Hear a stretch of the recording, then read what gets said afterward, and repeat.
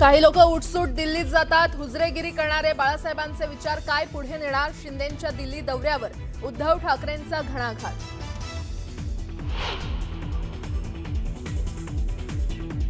शिंदेंच्या नाराजीनंतरही केंद्रीय नेतृत्व रवींद्र चव्हाणांच्या पाठीशी। आरोप प्रत्यारोप होतच राहतील। पक्ष बांधणीचं काम सुरू ठेवा। महायुतीच्या नाराजी नाट्यानंतर केंद्रीय नेतृत्वाच्या सूचना, सूत्रांची माहिती।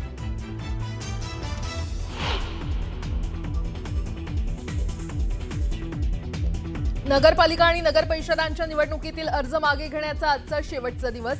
अनेक बंडखोर आणि अपक्ष उमेदवारांच्या मनधरणीचे प्रयत्न सुरू। कोणतं समीकरण ठरणार याची उत्सुकता।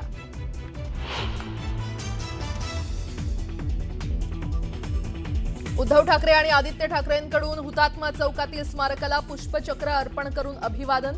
थोड्याच वेळात मुख्यमंत्री आणि उपमुख्यमंत्रीही करणार अभिवादन।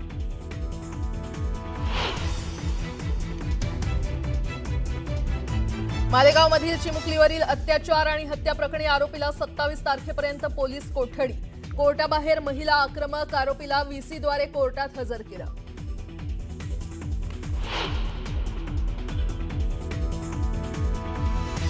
शिक्षकाच्या जाचाला कंटाळून दिल्लीत 10वीच्या विद्यार्थ्याने उचललं टोकाचं पाऊल। सांगलीत मूळ गावी अंत्यसंस्कार, 4 शिक्षकांचं निलंबन।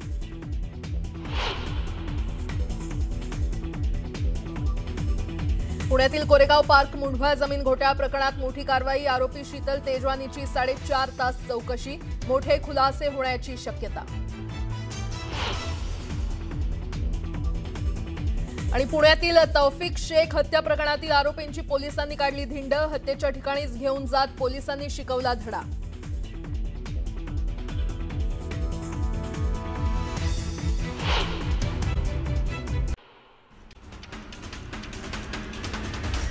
पुणे जमीन गैरव्यवहार प्रकरणी शीतल तेजवानीची पुणे पोलिसांकडून 4.5 तास चौकशी करण्यात आली। शीतल तेजवानीने पोलिसांसमोर जबाब नोंदवला असून विविध दस्तऐवज पोलिसांकडून तपासण्यात आले।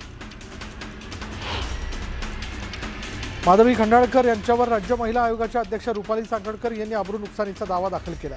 माधवी खंडाळकर यांना 10 कोटी रुपयांची कायदेशीर नोटीस पाठवल्याचं रुपाली चाकणकरांनी सांगितलं।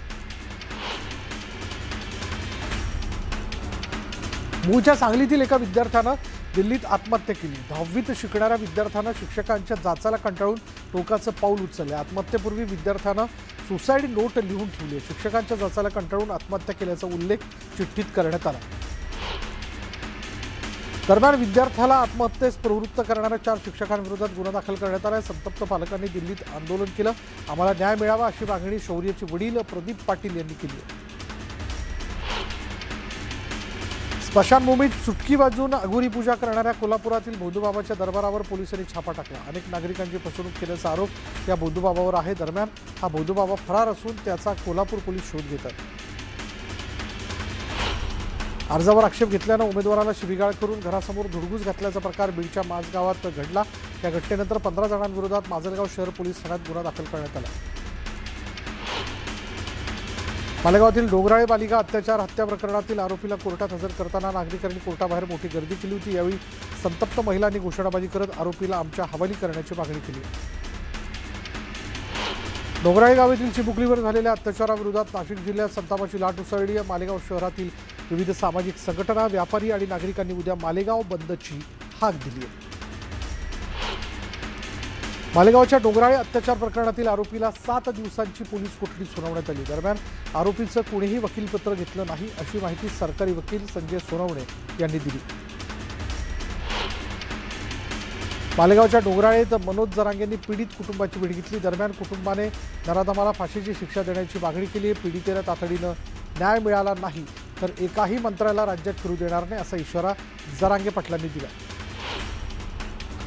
मंत्री नरहरी झिरवाळ यांनी डोंगराळेतील पीडित कुटुंबियांची भेट घेतली। यावेळी मनोज जरांगे पाटील आणि झिरवाळ यांच्यात चर्चा झाली। जरांगेंनी मुख्यमंत्री देवेंद्र फडणवीस यांच्याशी चर्चा करून आरोपीचा तातडीने एन्काउंटर करावा अशी मागणी केली आहे।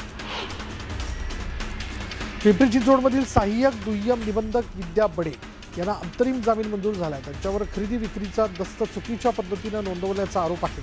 दरम्यान इतर 21 आरोपींनी देखील अंतरिम जामिनासाठी अर्ज केला। वसई विद्यार्थिनी वसईत विद्यार्थिनी मृत्यू प्रकरणात शिक्षिकेला 12 डिसेंबरपर्यंत न्यायालयीन कोठडी सुनावण्यात आली, तर शाळा प्रशासनावर ही कारवाई करण्याची मागणी नातेवाईकांनी केली. 3 दिवसांपूर्वी आंध्र प्रदेश पोलिसांच्या चकमकीत देशातला सर्वात मोठा माओवादी हिडमा ठार झाला होता. हिडमावर त्याच्या मूळगावी पूर्वती इथं अंत्यसंस्कार करण्यात आलेले आहेत. हिडमाच्या अंत्यसंस्कारासाठी परिसरातल्या 50 पेक्षा जास्त गावातून मोठ्या प्रमाणात ग्रामस्थ जमले होते. यात मोठ्या प्रमाणात महिलांचा समावेश दिसत होता. काका मला वाचवा म्हणत राजन पाटील हे शरद पवारांच्या पायावर लीन झालेत असं म्हणत राष्ट्रवादीचे जिल्हाध्यक्ष उमेश पाटलांनी राजन पाटलांवर टीका केली. मुळशी तालुक्यात ओबीसी बहुजन महासंघाचा मुळशी पॅटर्न मेळावा पार पडला आणि या मेळाव्यातून ओबीसी समाजाच्या हक्कांचं संरक्षण आणि आरक्षण टिकवण्याबाबत मार्गदर्शन करण्यात आलं. ओबीसींची स्वाभिमानाची लढाई कुणी थांबू शकत नाही असं म्हणत ओबीसी नेते लक्ष्मण हाकेंनी शरद पवारांसह इतर राजकीय नेत्यांचा समाचार घेतला. माजी गृहमंत्री अनिल देशमुख यांचे सुपुत्र सलील देशमुख यांनी शरद पवार पक्षाच्या सक्रिय सदस्यत्वाचा राजीनामा दिला.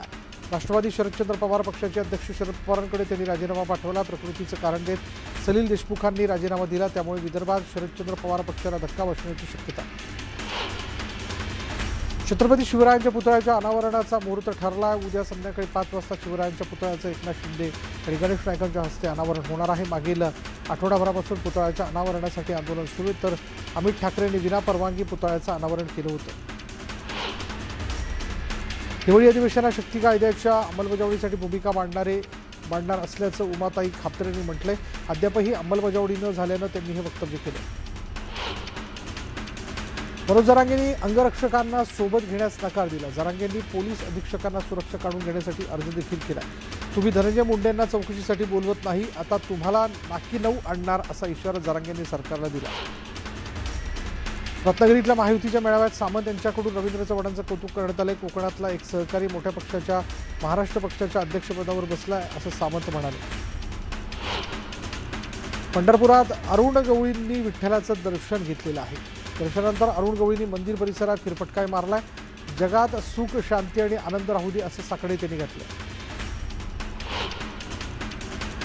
मुंबईत मंत्रालयात एका तरुणाने गोंधळ घातलाय. कणकवलीत जमीन मोबदला प्रकरणात भावाची हत्या झाल्यानं पोलीस लक्ष देत नसल्याचा आरोप तरुणाने केलाय, तर जमिनीचा मोबदला मिळाला नसल्याचं म्हणत मदतीची मागणी केली.